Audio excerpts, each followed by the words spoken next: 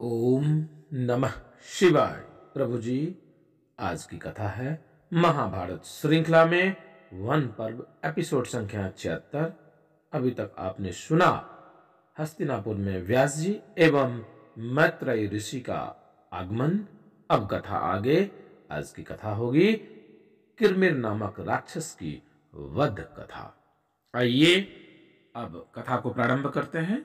वैशंपायन जी कहते हैं, हे जन्मेजय, मैत्रेय मुनि के चले जाने पर राजा धृतराष्ट्र ने विदुर जी से पूछा, विदुर जी, भीमसेन से किरमिर राक्षस की भेंट कहाँ हुई थी? तुम मुझे किरमिर वध की कथा सुनाओ। विदुर जी ने कहा, राजन, पांडवों के सभी काम अलौकिक हैं। मुझे तो बार बार उन्हें सुनने का अवसर मिलता है। राजन, जिस समय पांडव जुए में हारकर वनवास के लिए हस्तिनापुर से रवाना हुए, उस समय लगातार 3 दिन तक चलते ही रहे।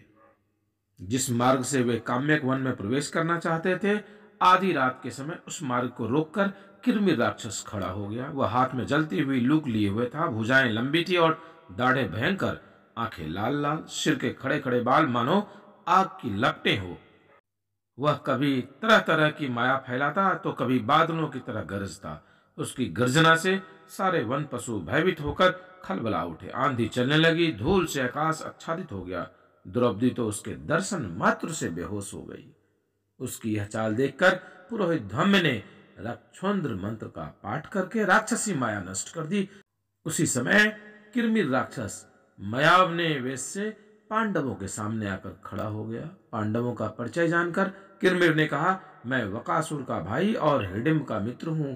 इसी भीमसेन ने उसको मारा है, इसलिए आज अच्छा अवसर मिला है, इसे मैं अभी नष्ट किए डालता हूं।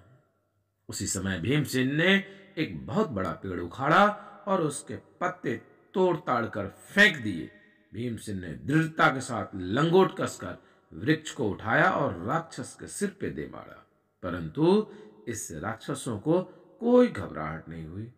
राक्षस ने उनके ऊपर एक जलती हुई लकड़ी फेंकी, परंतु भीमसेन ने पैर से मारकर अपने को बचा लिया। इसके बाद दोनों में भयंकर वृक्ष युद्ध हुआ, जिससे आसपास के बहुत से वृक्ष नष्ट हो गए। भीमसेन ने हाथी के समान झपटकर राक्षस को अपनी बाहों में बांध तो लिया, परंतु वह जोड़ करके निकल गया और उल्टे भीमसेन को ही पकड़ लिया। तदंतर बलवान भीमसेन ने उसको जमीन पर गिरा दिया और उसकी कमर घुटनों से दबाकर गला घोंट दिया। उसकी शरीर ढीला पड़ गया, आंखें निकल आई।